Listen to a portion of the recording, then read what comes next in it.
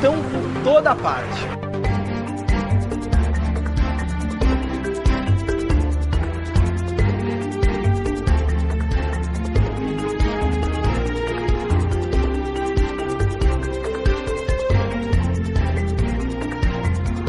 Os painéis eletrônicos têm como principal objetivo transmitir informações, geralmente mensagens variáveis, como por exemplo a situação do trânsito nas cidades, o horário dos ônibus nos pontos e dos voos nos aeroportos. Com o passar do tempo, esses circuitos elétricos foram ganhando inúmeras aplicações, inclusive na propaganda.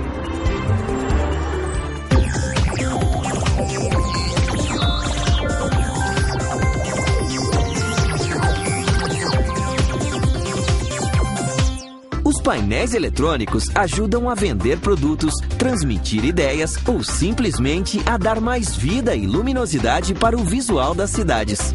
Que o digam Nova York e Las Vegas, nos Estados Unidos, certamente os locais com a maior concentração de painéis eletrônicos do planeta. Tá certo, até agora nós falamos de painéis eletrônicos e circuitos de grande porte. Mas você sabia que com os conhecimentos de eletrônica digital que você já teve, é possível começar as primeiras aplicações práticas e criar painéis eletrônicos experimentais? Então, antes de mostrar os componentes e o funcionamento de um circuito, que tal relembrar alguns conceitos?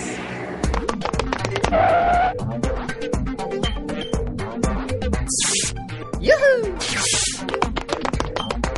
Os demultiplexadores são responsáveis por selecionar uma dentre as várias saídas.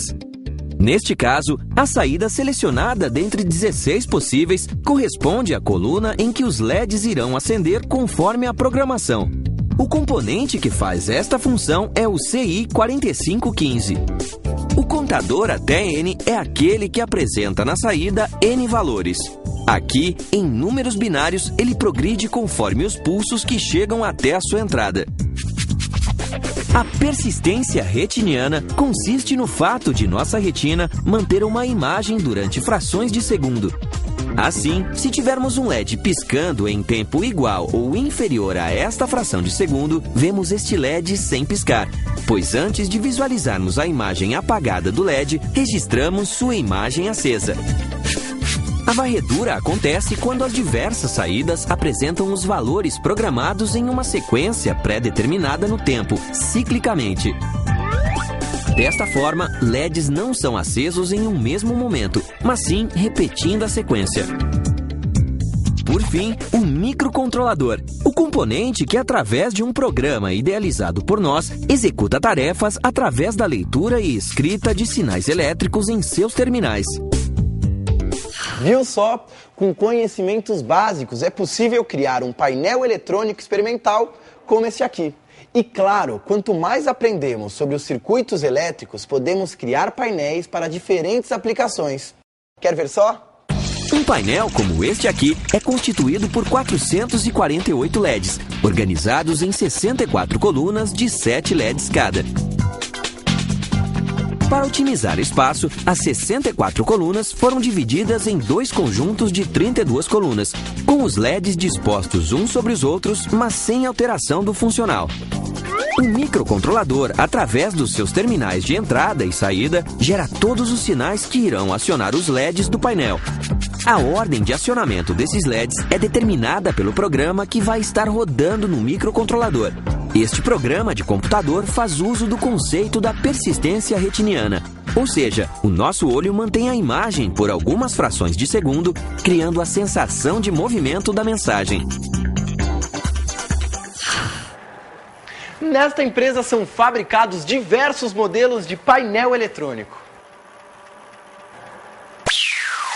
Atualmente no mercado nós temos vários tipos de painéis eletrônicos, cada um para a sua aplicação. Podemos começar enumerando pelos painéis de senha, que são muito utilizados em órgãos públicos para direcionamento de pessoas, de acordo com senha e ponto de atendimento.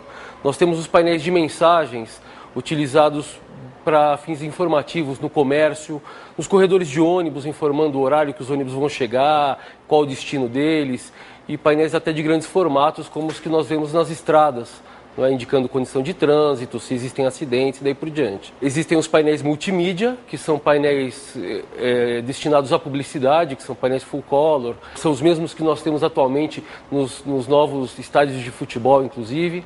E temos os painéis de uso especial, que são painéis para chão de fábrica, indicadores de produtividade, e os relógios também, né, que vão desde os pequenos formatos até esses relógios que têm topo de prédio. O princípio de funcionamento dos painéis ele é muito simples. Nós primeiro transformamos a energia elétrica da rede em uma energia compatível com a dos painéis. Existe um software onde você vai editar o texto e as mensagens que vão ser exibidas no painel.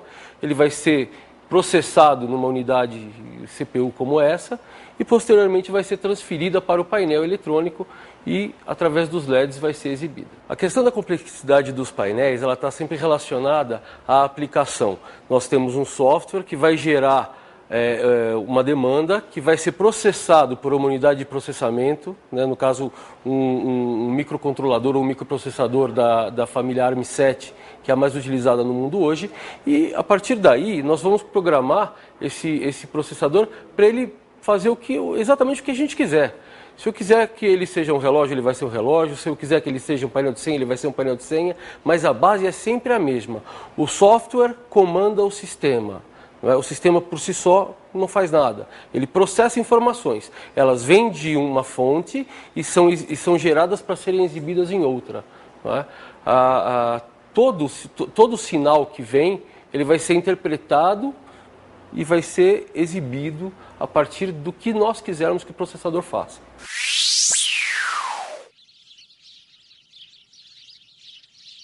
Como vocês viram, os painéis eletrônicos caíram no gosto popular.